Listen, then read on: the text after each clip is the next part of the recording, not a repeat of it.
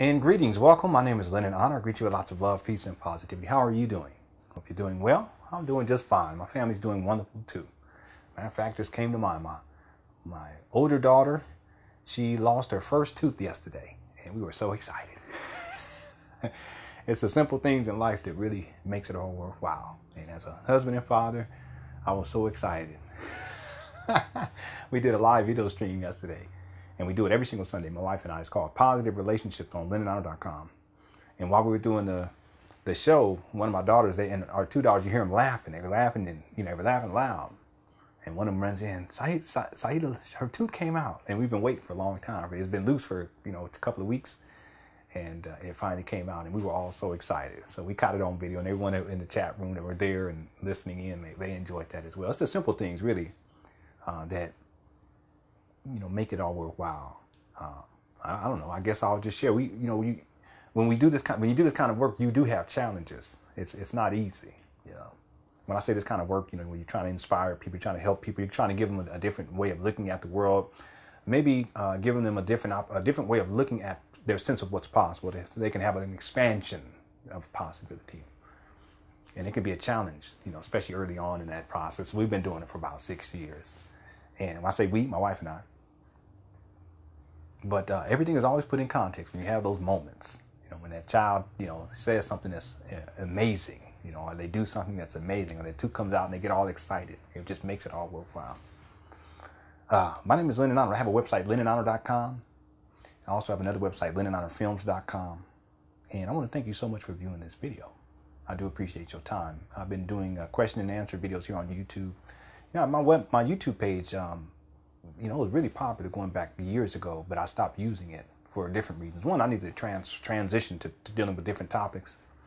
And mainly my documentary work was here on YouTube, but I had to begin to take all that stuff down because of copyright infringement. But then I began to change and start to deal with other topics that I consider to be more empowering to people, that encourage people to refine themselves, refine their thoughts, their words, and their actions. It's a huge thing. And as I continue to build it back up, I decided to do question and answer videos. And at this point, we've had over 6 million video views. You won't see it on YouTube now because they've changed it. How they work it is it depends on how many videos you currently have up and how many views you got for those current videos. So that's what you'll see. But if you count up all the videos that I've had up over the last 6 years and all the views for all of those, it's over 6 million. And it's just been an amazing journey. And I decided to go ahead and pick it back up and hopefully help other people and help more people in more positive, more influential ways, and to really inspire. That's the ultimate goal, is to inspire people and motivate. Okay, get motivated. You can do it. I know you can. Okay. So part of this is to answer questions that people have. And it's an interactive thing. If you have any questions that you want to have, or you have after watching this, post them below. You have any comments, post below. And some of the questions I take and I do them in video form, like this one here. Hey, Lennon, how's it going? Good. How are you? This is from David. How's it going, David? I have a question about going back to school as an adult. I hope you don't mind when I talk like that. I really don't have a problem with how I talk. I talk how I talk. Okay. And I can be more meticulous with how I speak, I know, at times. But it's really not that important. I just want y'all to understand where I'm coming from without having to be pretentious. Okay, so David says, I'm 27. Do you think it's really beneficial, meaning to go back to school as an adult? I think it's overrated. Many people with degrees don't get into anything close to what they went to school for and have crazy student loans. In other words, crazy student loan debt, right? Has your college experience shaped you as far as your life, who you have become, and your business? This is an excellent question, and I only have 20 minutes to answer, but I'm going to do my best to answer it in 15.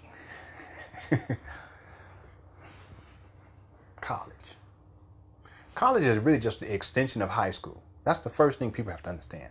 College is the extension of high school. Graduate school is the extension of college, right? Meaning your undergraduate work. And then, of course, you pursue your PhD. That's just the next step. But it's just all part of the process. And people can opt in or opt out at any given time. That's really how it goes. We come with this, part of the system, it tells us that if we stay on track and the higher up we go in that process, the better our life will be. That's a lie. It's not true. It's not true, ladies and gentlemen. It's not that simple. It'd be nice if it was. If it were really that simple, then everyone who has a PhD would have a wonderful life. And then the people who have a PhD would have a better life than those who have a master's degree. And then those who have a master's degree would have a better life than those who have an undergraduate degree, a BA, if you will, or a BS. No pun intended. A BA. And that everyone who has a BA would have a better life than those who just have a high school diploma. And those who have a high school diploma would have a better life than those who have just went to junior high school. And those who went to junior high school would have you see the point here? And this better life has nothing to do in terms of the perception of it with anything that is necessarily tangible or real or meaningful as it relates to your life experience in your interactions with other human beings.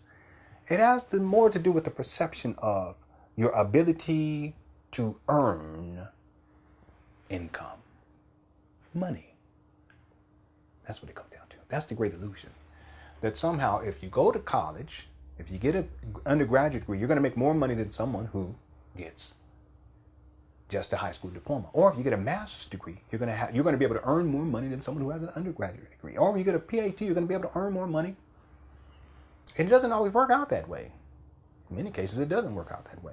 But the general idea is that if you do these things, it's going to work out. That's the myth of it all. That the further up you go in this line of this programming, if you will, the more money you'll be able to make and the better life you will have. That's not true. Not on both levels. It's not true in terms of the money you make or the life that you have. I know plenty of PhDs whose lives are, my goodness, I'm not going to say any names. I know one PhD who is well known. When I say well known, I mean really well known. I don't even want to say too much. And her life, goodness, and the amount of debt, $400,000 in debt. We talk about indentured servitude. My goodness gracious, that's huge. And then the interest rates and the interest that is paid on that's probably why it's $400,000. And I don't know what it is now, but I'm talking about we go back 10 years ago, that's where it was. Who knows where it's at now? I had a doctor contact me, and he said, I know you have on your radio show, we have radio interview guests on Fridays on LenonHour.com. Come on, join over. Come on over. Come on. And I talked to him on the phone, and he was like, you do understand that not all doctors, medical doctors, are the way that you may think they are. There are some of us, we recognize the different degrees of manipulation. He said, one of the things that you don't understand, and he didn't phrase it this way, but this is what I got from him. And if I don't understand something, I want to understand it, so I'll listen. One thing that you don't understand is that doctors, in order to make a doctor, the doctor must be traumatized. I said, what? He says, yes, it's trauma-based mind control programming. That's how doctors are made. I said, are you serious? He says, yes, I'm a doctor. I've been a practicing doctor for decades. I said, wow. So we're going to have him on as a radio interview guest. And he's going to talk about the making of a doctor and the use of trauma-based mind control to create doctors. Did y'all know that? I was like, wow, it's incredible. Okay. This trauma is deep too because, and I'm just using one example in terms of PhDs or doctors, medical doctors. But this trauma is deep because this trauma also impacts the quality of their life. And we're not talking about how much money they're making. And we're not even talking, at this point, we're not talking about the amount of debt that they go into, because that debt is also stress too. So you got that stress, but also the trauma of becoming a doctor and everything that they have to go through in order to become one. And a level of imbalance that perpetuates itself as a result. And we're talking about psychological imbalance, and in many cases, physical imbalance. Well, like a lot of doctors are unhealthy. There's a reason why. They've been traumatized for years, in some cases for a whole decade, to get that PhD, to get that degree. Okay. The point that I'm making here is that we have to dispel with this myth that somehow by going further in this indoctrination system that we call education, that somehow you're going to earn more money and that somehow you are going to live a better life. and that somehow because you earn more money, you're going to live a better life. That's not true at all. I've met millionaires whose lives are in utter turmoil. Can't be in a relationship, are not good parents, are not good fathers, are not good husbands, are not good wives, etc. All kinds of problems. I've met them throughout the years. I mean, as a musician, when I was in college, they would always invite me to play at these galas where they would have these people that would be the, people who would donate to the school. I used to go to UC Irvine. I went there for 5 years. And you'd be amazed because there were people that would come up and they said, yeah, this person, they donated $17 million to the college last year. And I said to myself, okay, if it's $17 million, they're donating $17 million and it's a tax write-off for them, right? I wonder how much money they actually made in totality last year. I said, wow. Some of us are like $17 million, ridiculous. No, it's real. People make that kind of money. Did y'all know that? People make that kind of money. People make $50 million, $60 million, 20, 30, 40 point, Kobe Bryant scored. They make that kind of money. But to put that in perspective, I just thought, I was like, wow, these people have a lot of money to just be throwing out. But then when you talk to some of them, and it's not that I talk to all of them, because I'm not saying that everyone is like that, but you talk to some of them and you realize that they have struggles just like everyone else. They got the same types of struggles. They may not have financial issues like other people in terms of getting their bills paid, etc., but they have financial liabilities. They have financial concerns. They have financial fears, just like everyone else. And in their lives, they have the same kind of challenges that everyone else has, it's just in a different context. They just have a whole lot more money than most other people, right? You see what I'm saying here? So we have to dispel with this myth that somehow simply by having more money or being able to earn more money that your life is going to be better. What makes your life better is your mind. Okay. In other words, that in the first place, you got to have your mind right. And the problem is that just because you go through this indoctrination process in terms of the education system doesn't mean that you're going to come out in your right mind. Most people do not. Whether that's coming out of high school, whether that's coming out of junior high school, whether that's coming out of their undergraduate work in college, whether that's coming out of their graduate work, or if they're coming out of their postgraduate work, seeking a PhD, what have you. Most people don't come out in their right mind. And it's not meant to have people come out in their right mind. Did y'all know that? It's designed to create people who only perceive themselves to have the potential to be workers and to work for the system. I'm not saying there's anything wrong with that, because if that's why you're here, that's why you're here. But that's not why all of us is here. And if we were all here for that simple reason, then everyone would be working all the time. And it would be our existence will be very rudimentary. People would run the same programs every single day, every single day, every single day. The whole species? No. We're not all supposed to experience that. Okay? Part of what I'm getting at here is the myths. We have to dispel with the myths. It is true, not in all cases, but in some cases, it can be true that by having more education, you can earn more money. But just because you earn more money doesn't mean that you're going to have a better life. You see what I'm saying here? So we got to be clear about this. And then you also have to ask the question, what do I have to give up in order to earn that extra money? Because a lot of people, they end up being able to earn extra money, but they're $40, $50, $60, $70,000 in debt. In some cases, $100,000, $200,000, $300,000, $400,000 in debt. You got to ask the question, what is it really worth? That's what I mean. We got to think about it logically and intellectually. So for you, at the age of 27, David, you got to ask the question, why would I do that? And does it make sense? Does it make sense in terms of my time? Does it make sense in terms of the amount of money that I'm going to have to spend in order to actualize that? Does it make sense in terms of the loan and the interest rates on those loans? Is it going to make sense? I'll use myself as an example. At this point, I'm probably $14,000 in debt in terms of student loan debt. It's about $14,000. Collectively, my wife and I were about $25,000 in debt. Some people are like, that's a lot of money. But there's other people like, no, that's not a lot of money. Some people, I can pay that off in about 6 months. No big deal. For us, we consider that to be a significant amount of money. But that's because based upon our experiences and then in transcending and seeking to transcend what we call poverty consciousness. When people you can make as much money as you need to make at any given time. It's possible. It's just a matter of refining your thoughts as it relates to money and realizing, conceptualizing and realizing the means to which you can actualize that kind of money. But it can be done because there's people doing it all over the world. And you can do it too. And my wife and I, we're on this quest at this point.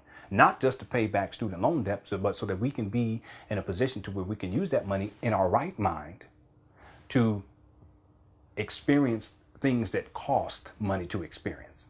See, so that can mean, to be able to go on a long trip with our children and take them, or to make sure our daughters have African dance class. You know what I'm saying? Or our sons have music classes, right? Or if he wants to go play basketball or whatever, yeah, we got money to go do these kinds of things. See, it's so that we can buy the experiences that we cannot afford. And some experiences you got to pay for. This is something I've learned from Bob Proctor, Les Brown, etc. I've been studying these people for some time, especially Les Brown over the last 2 weeks. I've been really getting into his stuff. Awesome.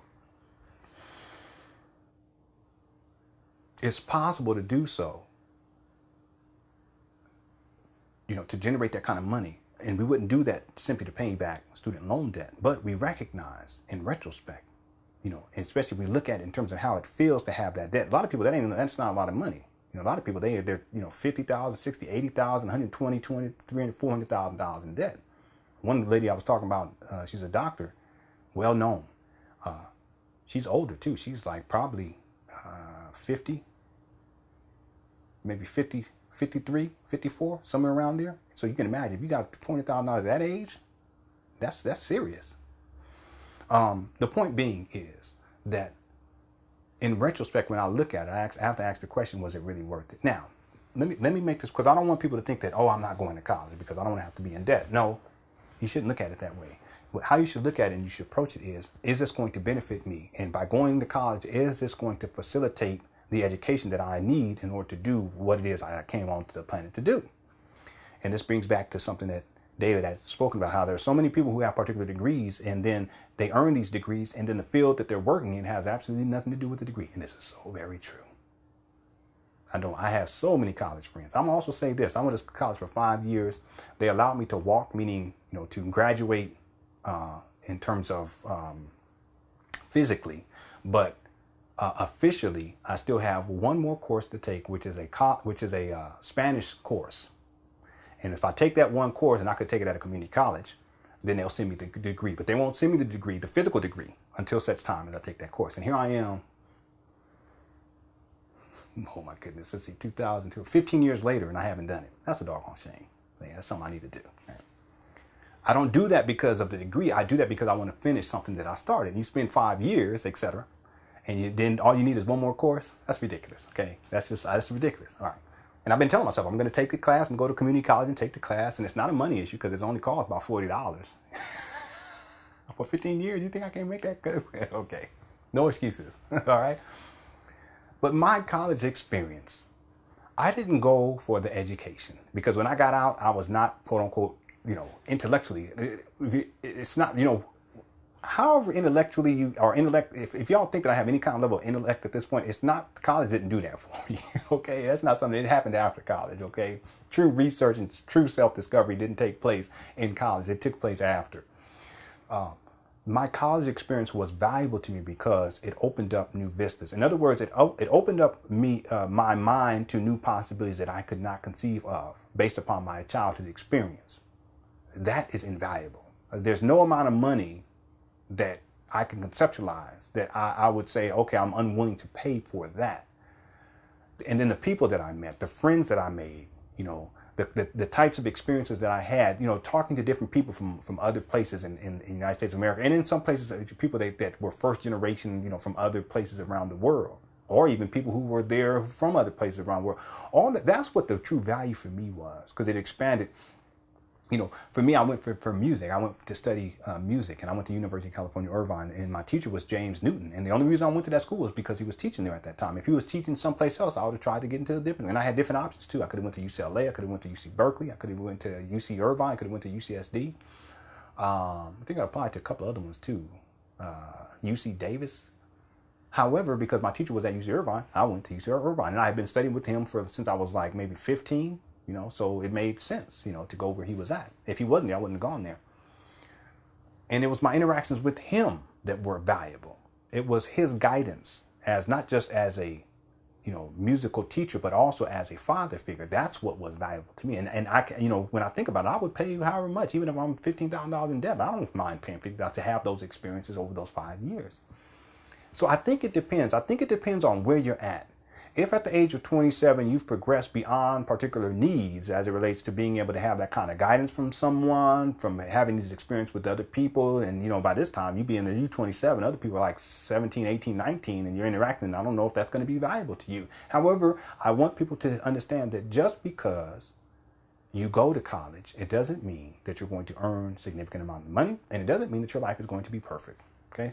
But also, I want you to know that just because you do go to college doesn't mean that you're going to be in extreme levels of debt, and that your life is not going to be wonderful. Does this make sense, or did I mess that up? Do I need to rephrase that? Because I don't want people to think that somehow going to college is not valuable to them. I think that in general, people who have not gone to college and who are successful, they automatically assume that they're successful because they didn't go to college.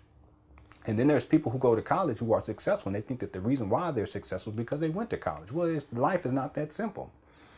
And from my vantage point, it's an issue of having understanding as to what it is that you need in your life right now.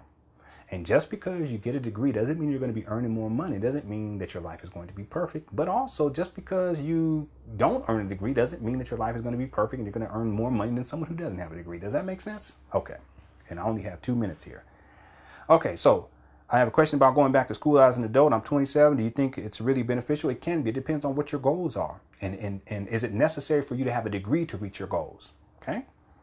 I think it's overrated. I got a degree in music, and I'm not really doing much in music, although I know I need to be. I've been listening to Les Brown, and this is definitely something I need to, do. Matter of fact, I'm going to be doing some videos up here to share that particular gift with people. Y'all just wait. Maybe I'll do it tonight, okay? And then many people with degrees don't get into anything close to what they went to school for and have crazy student loans. That's absolutely true. How was your college experience? I talked about that. How has it shaped you as far as your life, who you have become, and your business? Well, I only have 2 minutes here, but in terms of my business, my college experience had nothing to do with it at all. Running online businesses, premium membership products, etc., that had nothing to do with it. I wasn't taught entrepreneurship, and most people aren't taught entrepreneurship unless you go for specifically a business degree. But if you go for any other degree, you're not taught how to generate income yourself. You're taught how to work. And that's why it doesn't matter what degree you get, you're always going to be able to find work someplace. That's the idea. It's not to frame you in a particular way to get you on course to where you're an entrepreneur. It's to frame you in a particular way to where you work for someone else. That's what the whole school system, whether it's public education, private, whether it is, undergraduate, postgraduate, or getting your doctorate, it's all designed for that purpose, to create workers. Okay, so in that sense, college did not impact my decision to become a businessman or to become an entrepreneur. That's something that took place later. Okay, and I wish I had more time to talk about that. I do have a whole bunch of articles that I haven't shared yet dealing with business and how to start your own online business, and I want to help people to do that. Over the last year and a half, I've been hesitant to share those because I didn't feel like I was successful enough in my own internet business. In my internet business, I have a lot of room to grow. But then I've been listening to Les Brown. He said, don't wait till you're ready. Do it now. So very soon I'm going to be sharing those articles, and I'm planning on doing some videos on those articles too. Maybe help you or anyone else, David or anyone else, to start your own online business. It can be done. You can generate your own income. It doesn't necessarily matter whether you went to college or not. Okay, so again, before I close out, I'm not saying don't go to college for you young people who are doing this. I'm just saying make sure you're clear as to why you are going and have a clear plan. Most of us, when we go to college, we don't have a plan. We just fumble along. And by the time we get out, we're not in our right mind. Okay. My name is Lennon. I see you lots of love, peace, and positivity. Head on over to my website, lennonhonor.com. I have products and services there. I also have counseling services there. We have books, etc. lennonhonor.com. Post a question below, comment below. I see you lots of love, peace, and positivity. Until next time, please take care. Peace.